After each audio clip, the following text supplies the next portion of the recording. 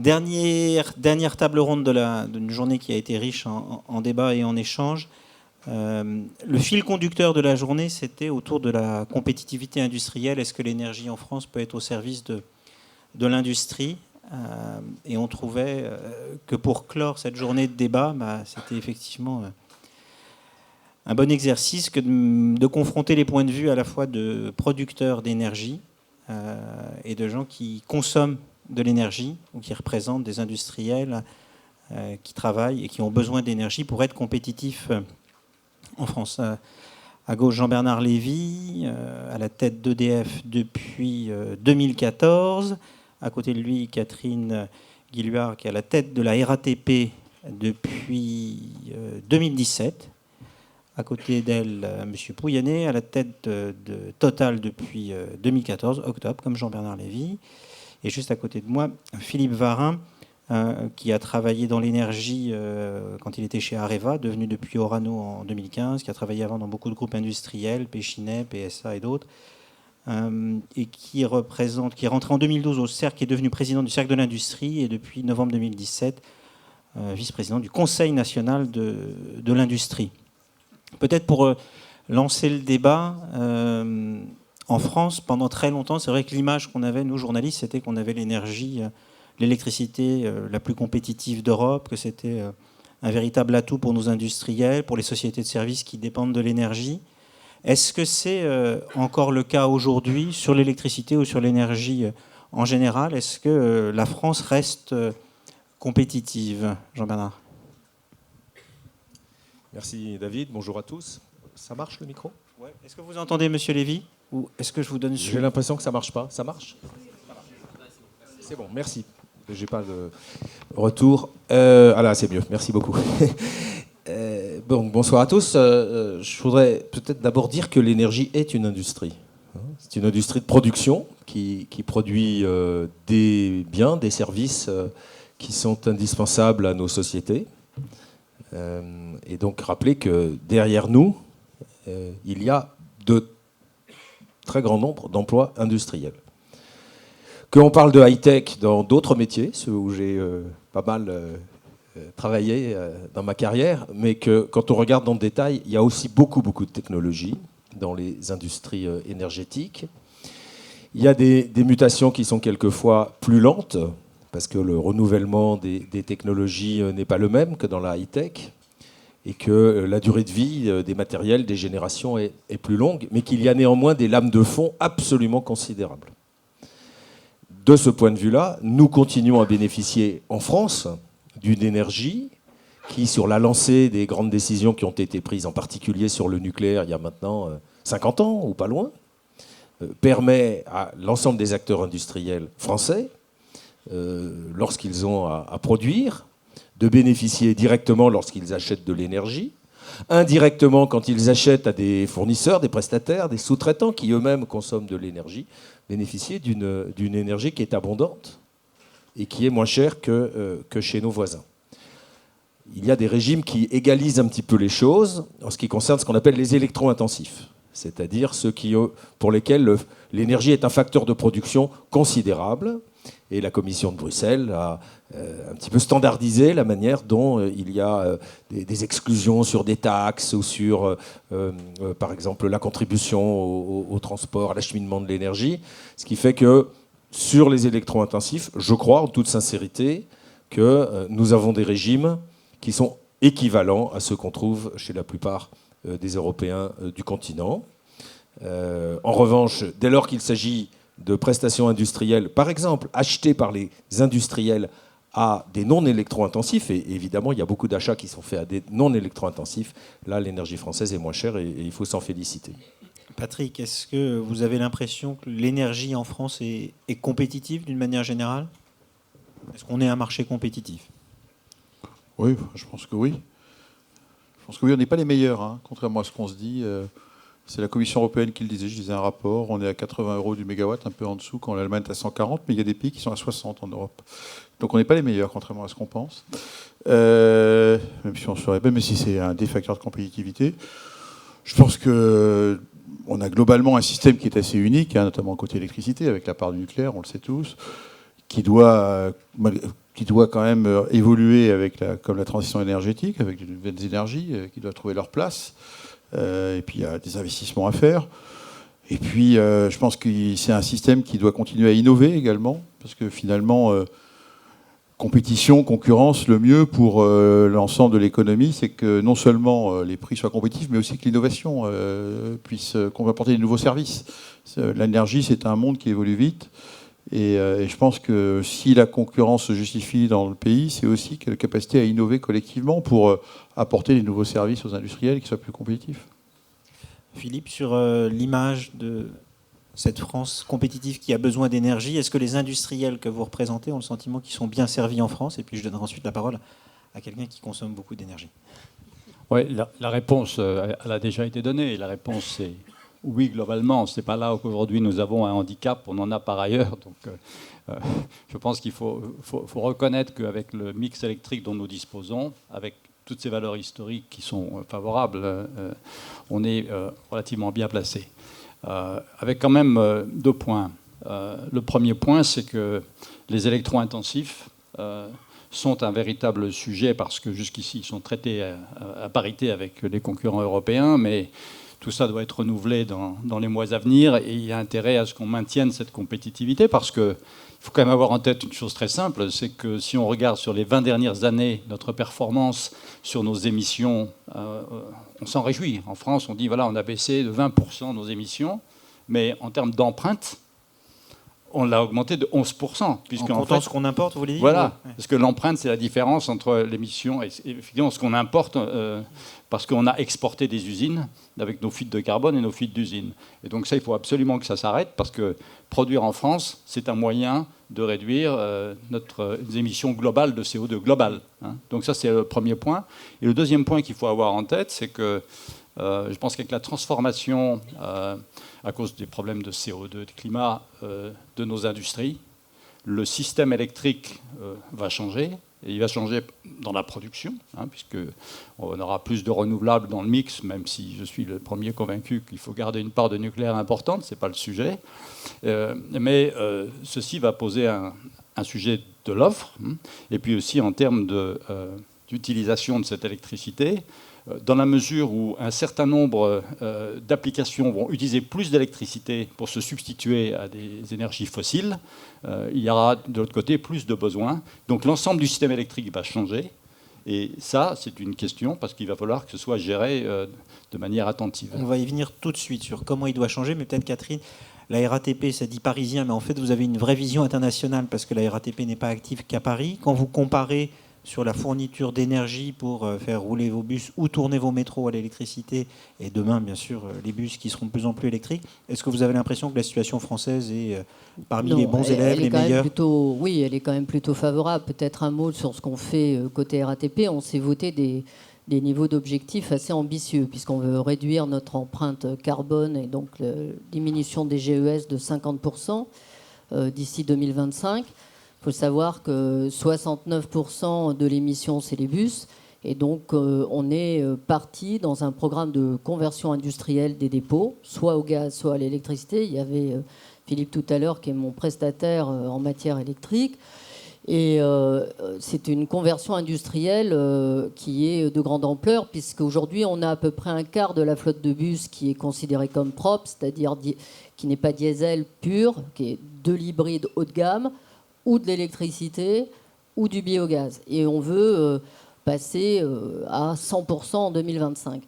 Alors, évidemment, pour ça, il faut un plan de conversion avec les partenaires. Il faut aussi savoir qu'on a lancé, du coup, les plus gros appels d'offres européens de bus électriques. C'était l'an dernier. On en avait lancé un pour 400 millions d'euros qui représentait 800 bus. Là, ça y est, il est parti au journal des communautés. Le prochain, c'est 1222 bus électriques et plus de 700 au gaz. Donc là, on change de dimension. Et c'est très important parce que comme les bus, c'est 69% de nos émissions de gaz à effet de serre, si on veut arriver à atteindre cet objectif, on est à moins 9% actuellement. Et il faut qu'on aille à moins 50% et les bus seront évidemment un élément majeur. Deuxième élément, c'est le métro. et les RER. Donc on vient de passer la commande du siècle de métro avec Alstom et Bombardier. On achète 2,9 milliards de matériel. On va changer le matériel sur 8 lignes de métro. C'est 9 000 emplois dans la filière qu'on va sécuriser. Il y aura 1,5 milliard de plus de travaux. Donc on va faire travailler les boîtes de BTP en plus, indépendamment des extensions de lignes du Grand Paris qu'on est en train de réaliser, qui sont probablement les plus grands chantiers depuis les années 30 ou 40. Et quand on regarde ça mis bout à bout, effectivement, je dirais qu'on a pris un engagement qui s'est traduit d'une façon très simple. On est le premier opérateur multimodal au monde, à s'être fait certifier 50001. C'est-à-dire qu'on a pris les 2,5 terawatts de la RATP. On a travaillé en transverse, c'est-à-dire les bâtiments tertiaires, les lignes de métro, les lignes de RER. Et on s'est fait certifier sur le management de l'énergie. Donc on a été assez fiers d'avoir, si je peux dire, cette certification. Mais ce qui est important derrière la certification, c'est les process que ça a et la motivation des équipes. Donc on a réduit par exemple les empreintes des bâtiments tertiaires de quasiment 22% en l'espace de 6 ans. Et c'est pas fini. Sur l'objectif de moins 20% de consommation d'énergie, on est actuellement à la fin 2018 à moins 6%. On suit ça en COMEX, c'est-à-dire que c'est métré. On se fait un point tous les 6 mois là-dessus, en fonction des avancées. Et on n'a de toute façon pas le choix, puisque pour la conversion des bus, notre autorité administrative de transport, qui est Île-de-France Mobilité, nous dit qu'il faut finir avant la fin 2024. Donc on est dans une situation étrange où en même temps on va avoir une ouverture à la concurrence qui va se produire, on va perdre le monopole des bus parisiens et en même temps on aura converti toute la flotte et tous les centres avant. Vous soulevez une question au passage dans un monde qui est plus écolo, plus vertueux pour de bonnes raisons, c'est celui du coût de cette transformation, que ce soit pour tous les secteurs, toutes les entreprises que vous représentez, cette nécessité de produire autrement pour lutter contre le réchauffement climatique. Est-ce que c'est compatible avec, je reviens au mot de la compétitivité, qui est celui d'aujourd'hui, c'est-à-dire est-ce qu'on peut demain être plus vertueux tout en restant compétitif, ou est-ce que cette transition va forcément avoir un impact sur les coûts et donc nuire à notre compétitivité? Jean-Bernard, sur ce point. Pourquoi ça tombe sur moi, cette question difficile? Je vais poser la même question aux autres, vous inquiétez pas. Don't take it personally. Je crois qu'on n'a pas le choix. Je crois qu'il y a une vraie urgence climatique, qu'elle est aujourd'hui indéniable. EDF a commandité avec d'autres un sondage que vous avez peut-être vu la semaine dernière dans plus de 20 pays qui montre la perception très forte aujourd'hui des problèmes du climat par les opinions publiques. Non pas que l'opinion publique est une vision très exacte de tous les sujets, mais il y a la perception de l'urgence climatique. Et puis il suffit d'ouvrir aujourd'hui un journal, le vôtre par exemple, lundi matin, où vous consacrez uniquement au sujet du climat la totalité de votre numéro spécial. C'est quand même très frappant.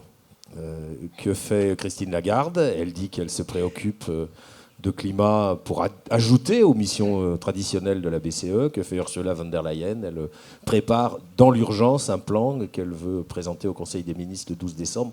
Il y a vraiment urgence. On n'a pas le choix. Ouais. Peut-on le faire dans des conditions économiques acceptables? Mais si on n'a pas le choix, il faut gérer cette transition. Et puis il faut aussi penser à tous les effets qui seraient induits par l'absence de traitement du sujet du climat, les sujets planétaires, la manière de traiter les problèmes des migrations, des pays émergents, de l'adaptation aux phénomènes climatiques directs, les inondations, etc., qui peuvent se produire. Donc on va trouver des solutions. Ça va être difficile et c'est peut-être pour ça qu'on a eu les gilets jaunes, parce que les gens commencent à sentir qu'il va y avoir une pression sur ces sujets-là et il peut y avoir des phénomènes de rébellion, mais on n'a pas le choix. Patrick, est-ce qu'on n'a pas le choix et on va y arriver, ou est-ce que ça va quand même nous coûter beaucoup plus cher? Ça va coûter plus cher. Il faut qu'on arrête de croire que ça ne va pas le cas. Je pense qu'on ne peut pas mentir aux gens. On ne peut pas continuer à croire qu'on change un système énergétique, qu'on investit des trilliards de dollars, puisque c'est ça qu'on nous demande de faire, et qu'il n'y aura pas d'impact. On vivait sur un système énergétique qui a été construit il y a 50 ans, il y a 60 ans, qui est largement amorti. On veut tout reconstruire à neuf. Ça va coûter plus cher. C'est-à-dire le vrai sujet. C'est-à-dire que je suis un peu plus... Votre question compétitivité, c'est un vrai sujet, parce qu'il y a des métiers, il y a des industries qui sont bonnes aux bornes de l'Europe, pour autant qu'on sache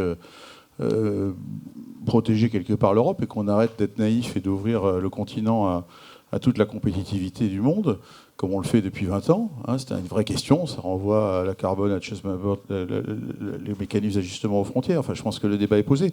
Mais il n'y a pas que l'Europe, et on a quand même un risque. Il faut quand même être conscient qu'il y a certaines industries qui sont, elles, confrontées au monde, et que le rythme, même si nous sommes plus conscients peut-être sur ce continent, parce qu'on a aussi plus de responsabilités historiques. C'est quand même nous qui nous sommes développés en émettant beaucoup de carbone pendant des décennies. Il faut quand même rappeler la responsabilité.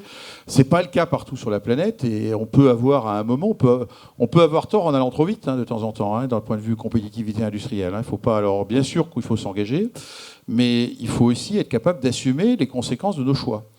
Et ne rêvons pas, c'est pas gagné d'avance. Il y a une partie de cette planète qui est quand même dominante. Je vous rappelle que nous ne sommes pas dans les pays OCDE, nous sommes, disons, un peu moins d'1 milliard. Il y en a 6 autres milliards qui n'y sont pas, qui, eux, ont d'autres priorités aujourd'hui. Et c'est pas en continuant à leur donner des leçons, en déclarant qu'on va s'interdire de leur financer leurs énergies fossiles pour qu'ils soient pauvres en énergie, qu'on va y arriver. Donc il y a un sujet qui me paraît clair. À la fois, nous, Européens, on a une vraie responsabilité. Il faut qu'on s'engage. On peut estimer qu'on va trouver parce que on est créatif, l'innovation, et qu'après tout, les technologies se développent. Mais il ne faut pas être trop naïf non plus et croire que le volontarisme va remplacer la compétitivité. Et puis l'autre point, quand même, rappelez-vous, les Gilets jaunes, l'a dit Jean-Bernard très bien, l'énergie, quelle que soit, il faut qu'elle soit disponible, ça on le fait, il faut qu'elle soit pas chère, il faut qu'elle soit en plus propre. Mais pas cher, c'est-à-dire abordable, c'est quand même la première caractéristique qu'on lui trouve un peu partout sur cette planète, y compris chez nous dans les pays développés, et nos concitoyens nous le rappellent assez facilement. Donc il y a là un vrai sujet qui va mériter, et la vraie complication pour moi, le truc compliqué, c'est comment vous êtes capable de combiner urgence avec acceptabilité sociale et industrielle et économique. C'est-à-dire le rythme de transition n'est pas aussi rapide que il va bien falloir faire avec, et on ne peut pas continuer à croire que parce qu'on déclare que c'est demain matin, ça va être demain matin. Catherine, vous vouliez réagir, et la question, je vous la pose aussi à vous. C'est est-ce que cette transition dont vous venez de nous parler, est-ce qu'elle va augmenter il faut augmenter le prix du métro ou le prix du ticket, ou augmenter la subvention que les entreprises versent à Île-de-France Mobilité et indirectement à la RATP? Alors, il y a plusieurs choses. D'abord, quelques chiffres précis sur ce que ça veut dire, par exemple, de convertir à l'électrique. Un bus électrique, c'est 2 fois plus cher qu'un biogaz, et c'est encore beaucoup plus cher qu'un hybride. Concrètement, quand je dis on va convertir 25 centres et on va, associer à ça l'achat de bus électriques au biogaz, c'est un programme à 2,3 milliards. Voilà. Donc, il faut trouver l'argent. Alors, il se trouve que dans le contrat de DSP qui nous lie à Île-de-France Mobilité, il y a une chance, et je pense qu'il faut s'en rendre compte, il y a quand même quelques entreprises publiques qui sont performantes. L'année dernière, on a sorti sur 5,6 milliards, je sais que les chiffres d'affaires de mes...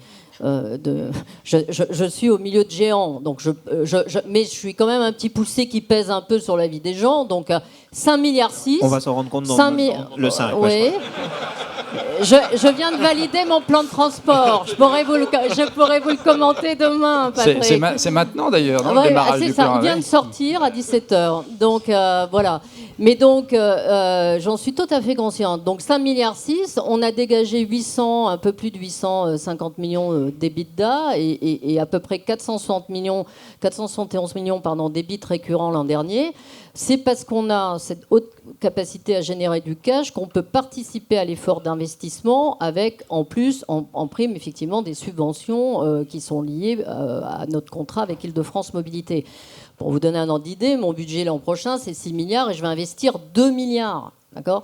Donc, la vérité, c'est que le prix, c'est pas moi, c'est Valérie Pécresse, c'est l'autorité qui va décider du prix des transports. En revanche, en tant que chef d'entreprise, je fustige les gens qui pensent que le transport public peut être gratuit. Parce que là aussi, il faut être cohérent. On ne peut pas investir dans les nouvelles technologies, vouloir avoir des transports publics propres, ce qui me paraît très important quand on regarde le poids des transports, c'est 39% des GES en France, donc voilà. Et en même temps, imaginer que tout ceci puisse être gratuit. La gratuité, c'est un concept qui n'existe pas. Donc c'est où ça retombe sur les entreprises, et dans ces cas-là, ça pose un problème de compétitivité des entreprises, soit à un moment donné, effectivement, il y a des efforts de vérité à faire. Chacun, j'allais dire, doit y contribuer, le contribuable, les entreprises, mais aussi les utilisateurs, à mon avis. Oui. Philippe, quand vous entendez ça, vous commencez à être un peu plus inquiet qu'au début de cette table ronde ou... Je ne peux pas dire que j'étais complètement rassuré au début de la table ronde. Donc, mais effectivement, dans le contexte géopolitique qu'a évoqué Patrick, la question qui se pose pour l'industrie en France, c'est comment on va pouvoir gérer cette transition et à quel coût et comment on va pouvoir financer tout ça.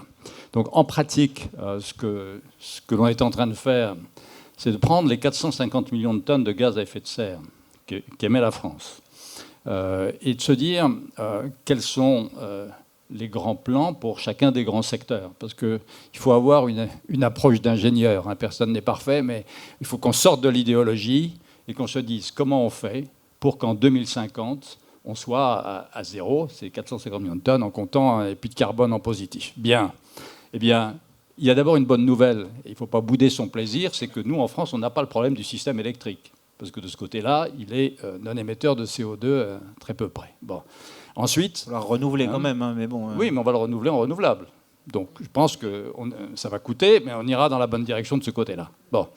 Mais il n'y a pas que des bonnes nouvelles. Ensuite, il y a effectivement la situation suivante. Il y a les procédés industriels, qui représentent aujourd'hui un peu moins de 20% des émissions. Là, c'est un vrai sujet, parce qu'il faut d'abord faire des économies d'énergie quand on peut. Et puis, à court terme, c'est ce qui va nous permettre de continuer à baisser. À moyen terme, c'est des sacrés changements. Parce que produire de l'acier sans carbone ou du ciment sans carbone, c'est pas simple. Il va falloir investir massivement. Il va falloir le faire. Et ça va prendre on y sera entre 2030 et 2050 quelque part. Et alors là, pour dire les choses un peu crûment, il ne faut pas attendre la taxe carbone. Parce que si on attend la taxe carbone pour financer tout ça, on y est en 2050, on sera arrivé là, et on n'y sera plus d'ailleurs, mais enfin, on ne sera pas arrivé à nos fins. Et les taxes aux frontières ? Donc, oui, mais attendez.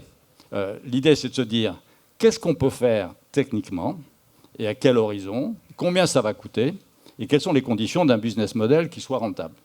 Alors ça, si on le fait on va le faire sur les procédés industriels, on est avec nos filières, on est à peu près bien instrumenté pour pouvoir progresser. Je veux dire, bon. Mais à côté de ça, il y a les usages.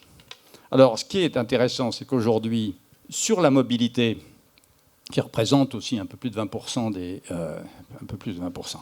des émissions, je pense que là, on a un plan basé sur l'électrification des véhicules, etc. Bon. Et c'est bien d'avoir un plan. Ceci dit, il faut avoir le courage de le mettre en œuvre. Parce qu'il va falloir que les ménages acceptent de rouler en véhicule électrique. Il faut laisser les primes au bon niveau, il ne faut pas les baisser, l'argent n'est pas quelque chose de très disponible du côté de l'État. Il faut également, je ne sais pas, dans les copropriétés, avoir des prises pour que tout le monde puisse se brancher, tout un dispositif qui n'est pas simple. Mais au moins, la bonne nouvelle, c'est qu'on a un plan sur la mobilité. Ce qui est intéressant, c'est que sur deux grands secteurs que sont l'habitation, le logement et l'alimentaire, voilà deux sujets sur lesquels il y a des mesures qui sont prises, d'ailleurs de l'argent significatif est mis, mais imaginons qu'il faille rénover thermiquement 4 à 5 millions de pavillons avec des propriétaires très endettés. Et admettons que la rénovation thermique minimale, ce soit 30 000 € en moyenne. On est sur 150 milliards. Et il faut vraiment un plan très sérieux avec, je veux dire, une offre qui soit disponible d'un financement pour pouvoir y arriver. Bon, ce plan, aujourd'hui, il n'existe pas. Et puis sur l'alimentaire, à chaque fois qu'on parle de la filière agriculture, on se dit, oh là là, bon, et c'est 20% aussi des émissions en brut. Donc mon point, c'est simplement, ce plan-là, il faut qu'il soit global, il faut qu'il soit diffusé de manière extrêmement pédagogique vis-à-vis des ménages, pour que chacun puisse voir comment il y contribue. Alors, voilà. Ouais, je voudrais creuser juste un point qui est celui de la mobilité, justement. On parle de plus en plus de la voiture électrique. Il y a un plan, mais est-ce que ce plan, il est crédible ? Est-ce que, à court terme, Total va fermer toutes ses stations essence pour mettre des recharges de batteries express ? Est-ce que le plan, le monde qu'on nous vend, effectivement, il est crédible, ou est-ce que c'est comme pour la RATP, ça va coûter 2 fois plus cher et les ménages, ils vont dire, même au prix actuel, c'est dur, alors 2 fois plus Non, cher, c'est impossible. Total va fournir l'énergie. Total ne crée pas la demande. Total répond à la demande. C'est pas parce qu'on veut. Ce débat sur le climat, c'est beaucoup attaqué à l'offre d'énergie. Il oublie de regarder que s'il y a une offre, c'est parce qu'il y a une demande. Je ne produis pas du pétrole parce que c'est pas moi qui consomme le pétrole. Il y a des gens qui consomment le pétrole. Et notre métier, nous, c'est de continuer à apporter de l'énergie. Et si je m'amuse à fermer les stations-service, je pense qu'il y aura beaucoup de gens en colère. Donc je ne vais pas le faire. Par contre, on s'est complètement engagé puisqu'on a décidé qu'on n'est pas un pétrolier, contrairement à ce qu'on n'arrête pas de me répéter. On est maintenant une boîte qui fait toutes les énergies. On fait du pétrole, on fait du gaz et on fait de l'électricité. Et dans l'électricité, il y a un virage très clair. C'est que oui, il y a un besoin d'équipe, il y a un business qui va croître. Moi, je ne fais que regarder. Vous savez, futur d'une entreprise, vous regardez les marchés en croissance. Donc le pétrole ne croîtra pas, l'électricité va croître. Donc regardons ce qu'on peut faire là-dedans. Et là-dedans, il y a la question effectivement des infrastructures de recharge, des bornes de recharge. Bon, on en a 20 000, on veut en avoir 150 000. Il y a un métier qui se développe. Il faut trouver les business models qui fonctionnent. On en a trouvé un. On vient de récupérer la concession de la région d'Amsterdam. On va en installer 10 000. Et un business model qui est rentable, parce qu'on ne demande pas de déployer des bornes par avance, mais on nous demande de les mettre au fur et à mesure qu'il y a des clients dans la ville avec une obligation de service public. Ce qui nous permet de phaser les investissements. Donc c'est un bon modèle. On a en France, on a pas mal de collectivités. On a racheté une société qui nous fait... Donc oui, on avance là-dessus. On va équiper nos réseaux de bornes de recharge, avec le débat qui est là aussi à quel rythme, parce que c'est cher, les bornes de recharge rapides, c'est 400-500 000 euros l'équipement de la borne de recharge, il faut des transfos. Non mais ça se rentabilise pas si vite que ça. Et d'ailleurs le débat sur les véhicules électriques, qui va financer toutes ces infrastructures, parce que c'est la poule et l'œuf. Les particuliers, ils ont acheté les véhicules, pas seulement s'il y a une prime, que s'ils ont confiance que quelque part, ils vont trouver partout la capacité à recharger. C'est un sujet complexe parce qu'il faut équiper les parkings publics, les parkings des bureaux, les collectifs, qu'on appelle ça les multipropriétés, les copropriétés.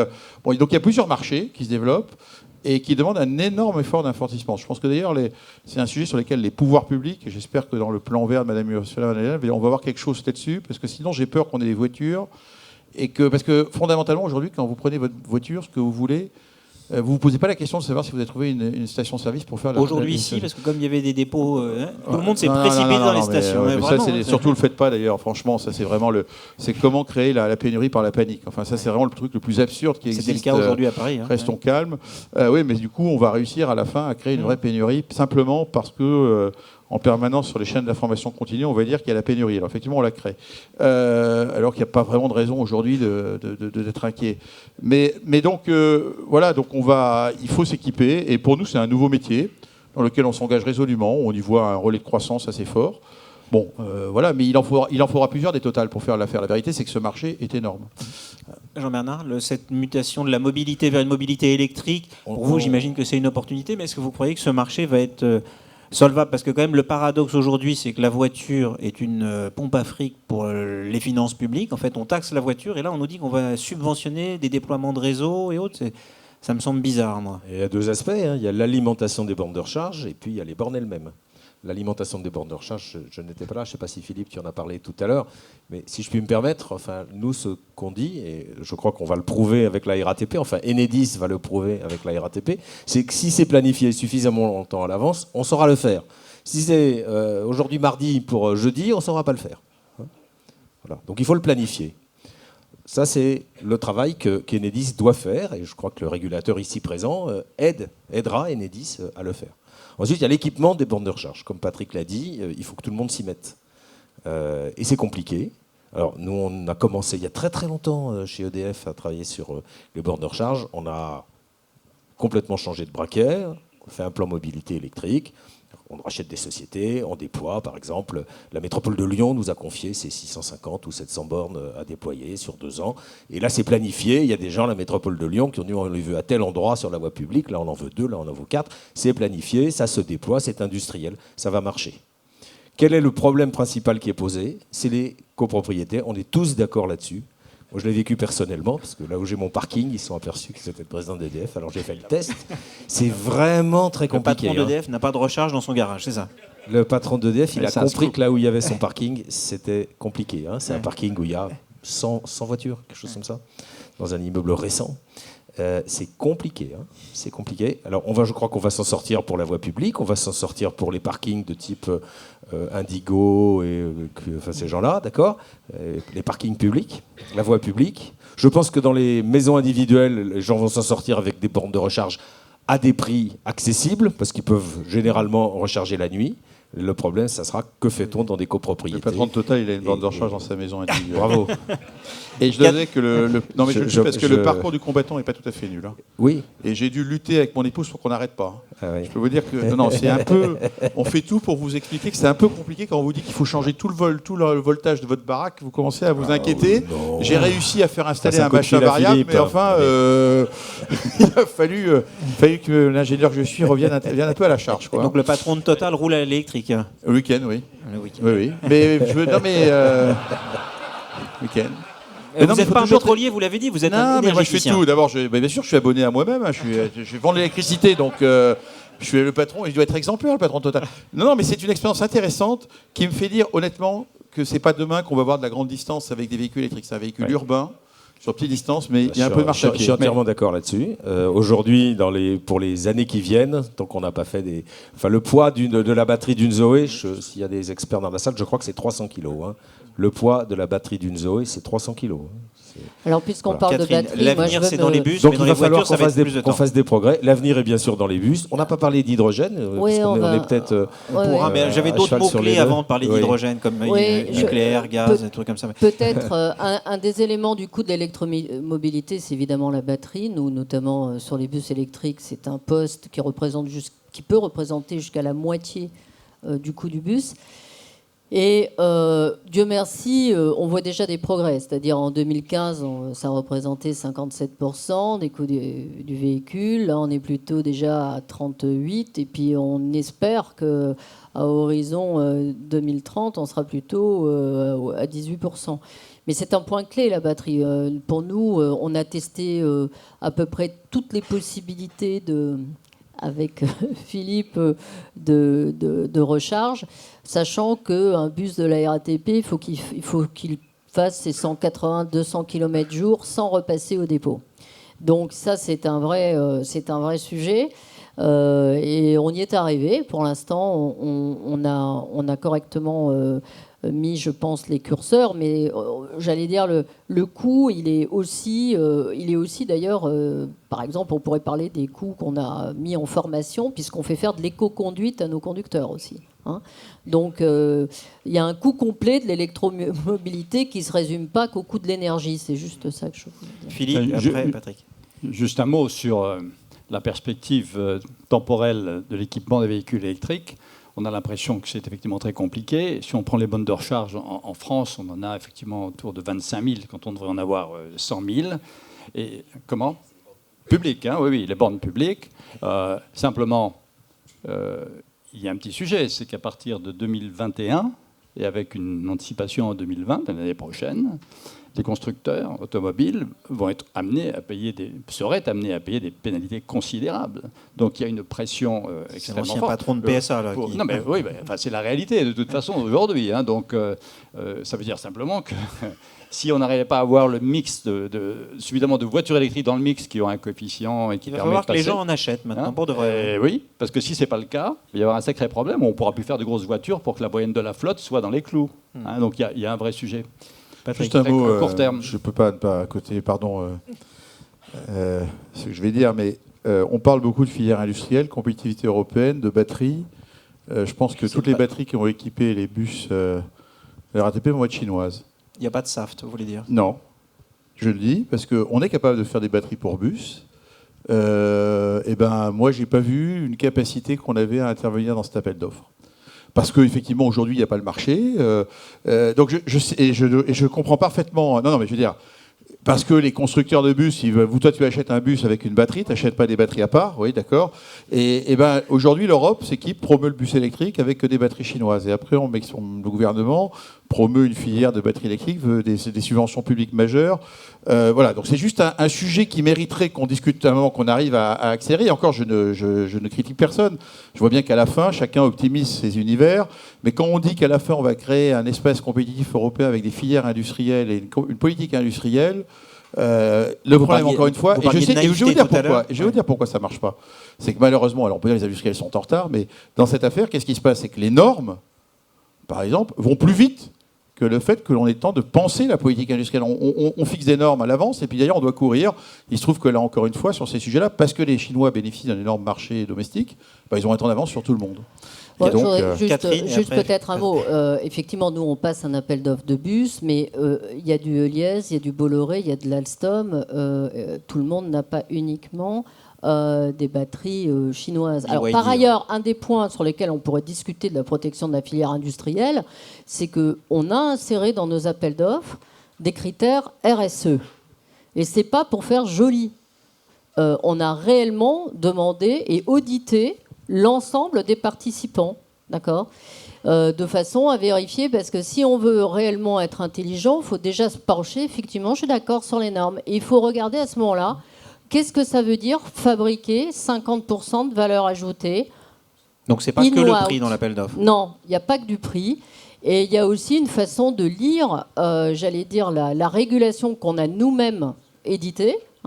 Puisque, comme vous le savez, il y a une comment dire, dans l'ingrédient des produits, si je puis dire, il y a une norme européenne où on peut commencer effectivement à prendre des mesures si 50% de la valeur ajoutée créée est créée à l'extérieur du territoire.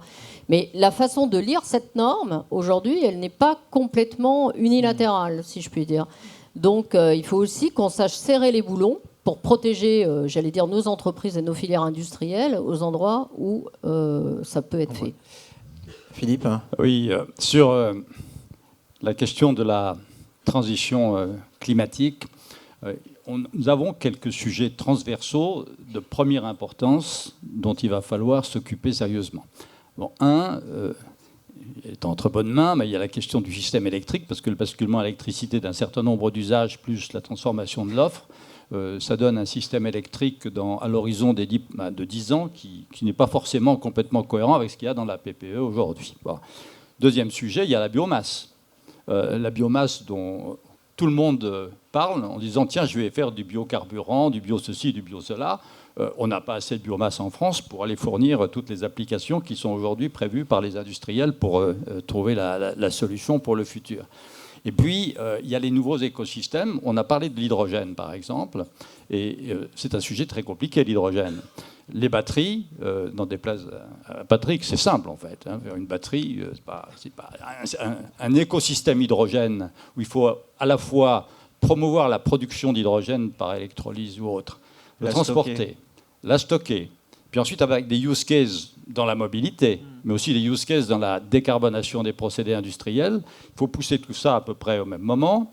Et la France est incapable, tout seul, de faire tout. Donc ça veut dire qu'il faut des partenariats, au moins au niveau européen. Alors il y a quelque part une bonne nouvelle dont il faut, à mon avis, s'emparer, mais qui est théorique aujourd'hui, c'est que l'Europe est en train, pour la première fois depuis longtemps, de parler de politique industrielle verticale. Alors ce n'est pas le nord de l'Europe qui aime ça, c'est plutôt l'Europe du Sud. Mais même les Allemands, maintenant, sont elle partis. en parle. On va voir si elle le fait. Bon, non, mais justement, mais dedans, dans les chaînes de valeur européennes, puisqu'il y en a 9 actuellement qui ont été retenues, il y a bien sûr les batteries, Patrick peut en parler, mais il y a aussi l'hydrogène.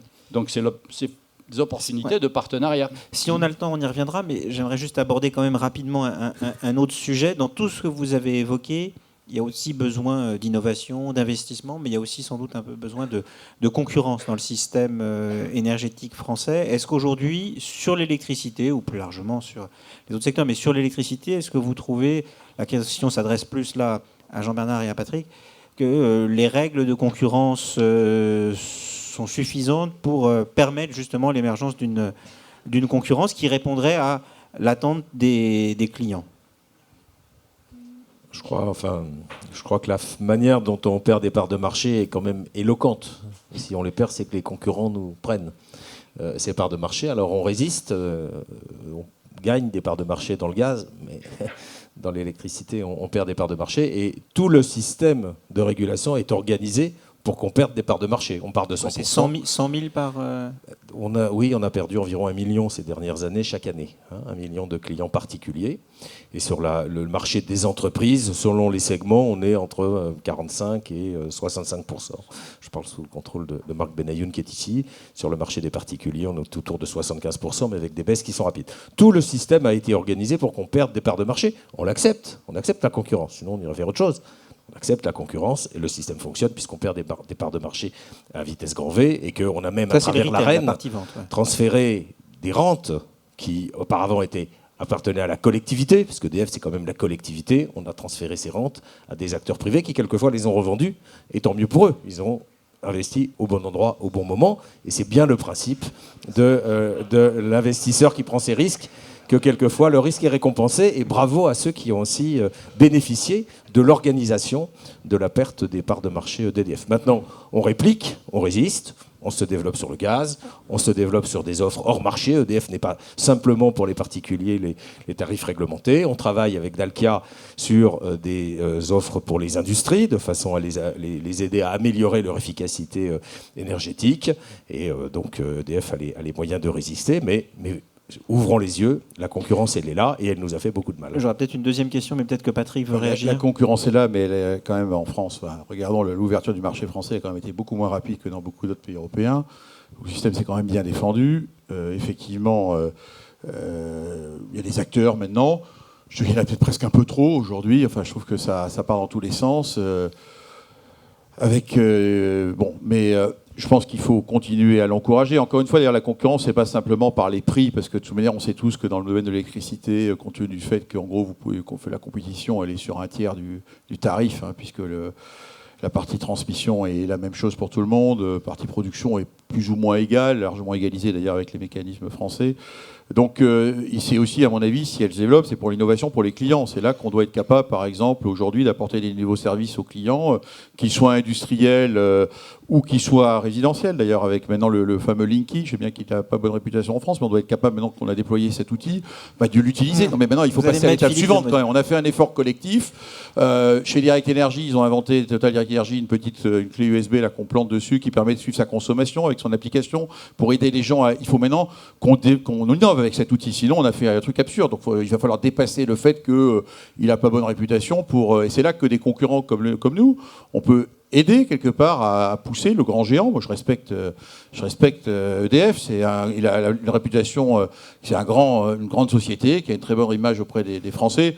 Maintenant, honnêtement, il y a largement de quoi faire pour des concurrents. On est loin d'avoir... et il ne faut pas confondre dans cette affaire la question du nucléaire français et la question de la concurrence sur la concurrence auprès des clients. Et la rente nucléaire n'appartient pas à EDF, elle appartient à la collectivité, comme l'a dit Jean-Bernard. Sur le nucléaire, Jean-Bernard, le buzz en ce moment n'est pas super positif. Est-ce que il y a eu plus de mauvaises nouvelles que de bonnes nouvelles depuis quelque temps? Qu'est-ce qui vous rend quand même confiant sur le fait que le plus dur est derrière nous? Et peut-être un mot sur où est-ce qu'on en est. Je crois que Fols a remis un rapport il y a quelque temps et on attendait une réponse d'EDF. Est-ce que on peut en savoir un petit peu plus aujourd'hui? Je crois qu'il y a beaucoup de questions à travers votre petit discours. Le nucléaire français, d'abord, il tourne aujourd'hui, il fonctionne. C'est ce qui nous permet aujourd'hui de faire fonctionner le pays. C'est ce qui nous permet aussi d'avoir un socle pilotable pour des pays autour de nous qui ont plus investi dans les renouvelables, qui peut-être, à cause de cela, d'ailleurs, ont des coûts qui sont plus élevés. On est bien content de s'appuyer sur le nucléaire et sur l'hydraulique français. Je ne voudrais pas qu'on oublie l'hydraulique. D'ailleurs, les barrages sont pleins, ce qui est une bonne nouvelle au début de l'hiver. Il a énormément plu en octobre et novembre. J'en profite pour rassurer tout le monde, tous ceux qui nous écoutent et qui écrivent dans leurs journaux.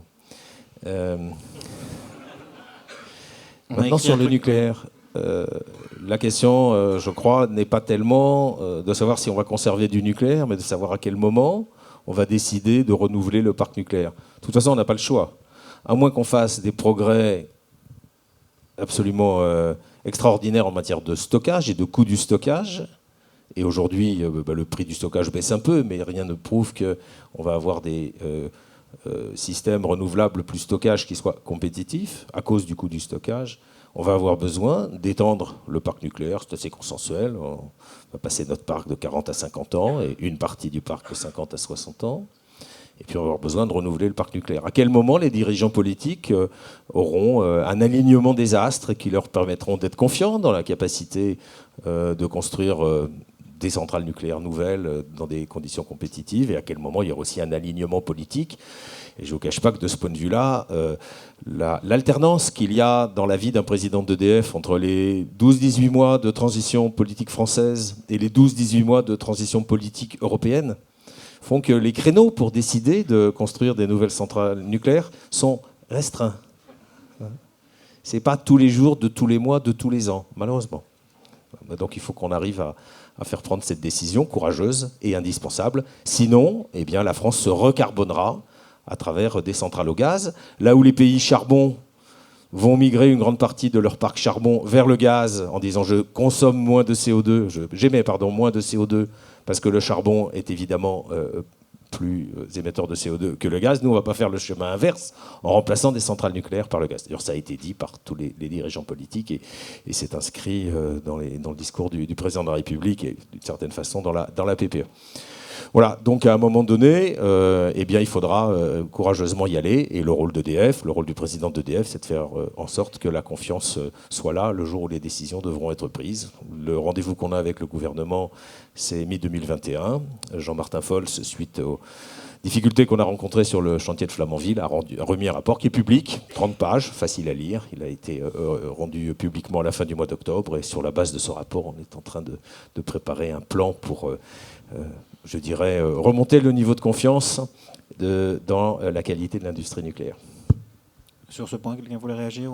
Non, pas sur le nucléaire.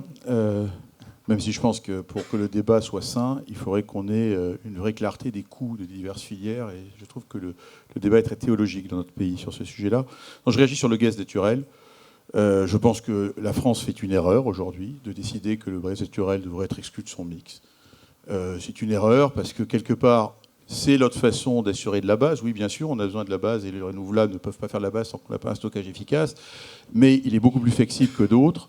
Et ce que j'observe dans d'autres pays où les parcs nucléaires vieillissent, comme la Belgique, qui n'est pas très loin, c'est qu'à la fin, pour compenser le vieillissement des parcs nucléaires, on met des centrales à gaz pour compenser et assurer la saisonnalité de la demande. Parce qu'il y a une vraie saisonnalité de la demande.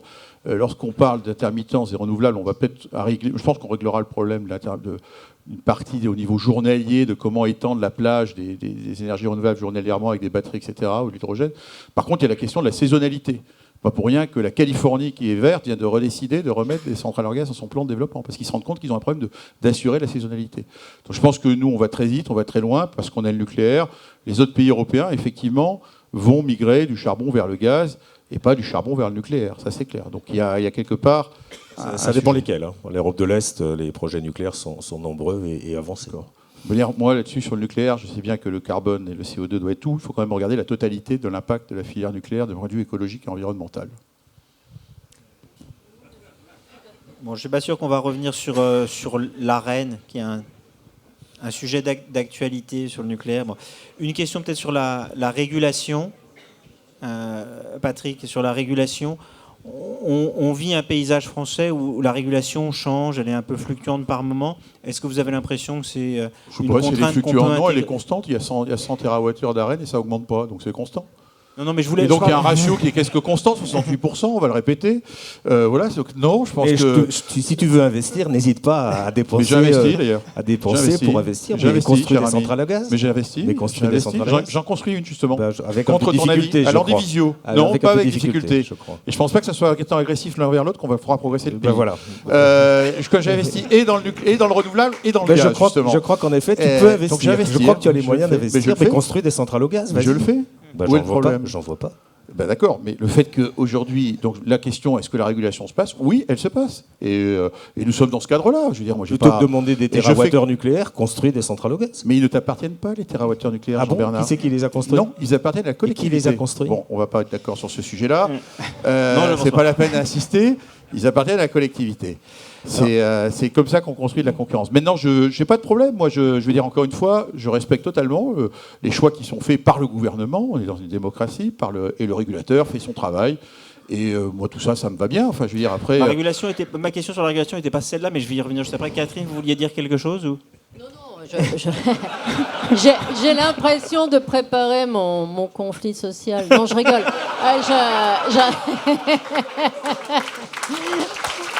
Pardon. Non, je voulais juste dire peut-être un mot, parce que tout à l'heure, le mot hydrogène est passé et repassé. Je voudrais peut-être rebondir juste une seconde là-dessus.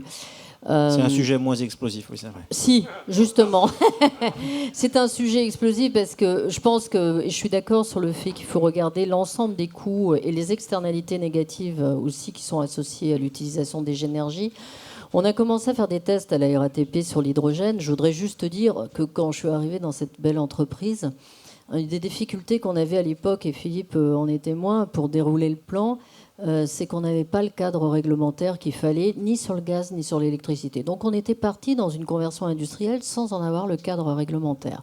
On a mis 1 an à faire atterrir tout ça, maintenant ça y est. Et quand on regarde sur l'hydrogène, j'allais dire, il ne faut pas oublier que certains des dépôts de la RATP sont un des rares actifs industriels à l'intérieur de Paris. Et alors, comment dire, c'est des entreprises classées, j'allais dire, de l'hydrogène. Donc, déjà, si un jour on le fait, ce sera exclusivement dans des endroits qui seront à l'extérieur. Ils auront bouffé tout l'hydrogène quand ils arriveront dans Paris, quoi. Du tissu urbain dense, juste pour dire. Deuxio, si on le fait, vu qu'on s'est voté moins 50 en GES, il faut qu'on s'assure que ça ne soit pas du gris, mais bien du vert. Et alors là, on rentre dans la difficulté qu'évoquait Philippe Varin, c'est-à-dire que la filière n'est pas du tout encore en place. Donc arriver à faire vraiment de l'hydrogène vert, je ne dis pas que ce sera impossible, hein, on y arrivera. Mais aujourd'hui, c'est très très compliqué. Et tertio, au niveau des prix, quand je vois les prix que j'ai négociés pour avoir 2 bus à hydrogène et les faire tourner, eh bien, l'électricité à côté, j'allais dire, c'est bon marché. Hein. Donc, j'allais dire, on travaille en innovation, on le pilote, mais l'intégration de ça dans une vraie conversion industrielle aujourd'hui, on en est quand même honnêtement assez loin. Mais ça ne veut pas dire qu'on ne s'y intéresse pas, on s'y intéresse et on est en train de faire des expériences pour ça. Voilà, je me permets juste de conclure les débats. J'ai juste un point sur l'hydrogène.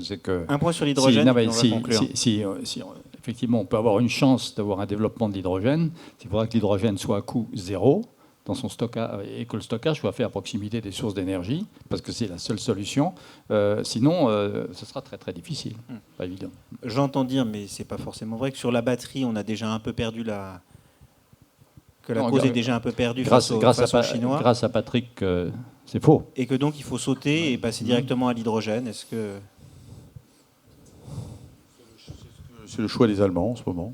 C'est le choix de l'Allemagne, qui est effectivement d'abandonner la partie batterie, enfin même s'ils ils ont besoin de batterie pour la véhicule électrique, mais enfin ils sont en train de passer directement à l'économie de l'hydrogène. Enfin, ils font beaucoup de bruit quand on regarde la réalité du plan, les 40 projets sont tous tout petits. Hein. Enfin, bon, mais vous savez, je pense quand même qu'il y a un vrai sujet, hein. Il y a une vraie filière.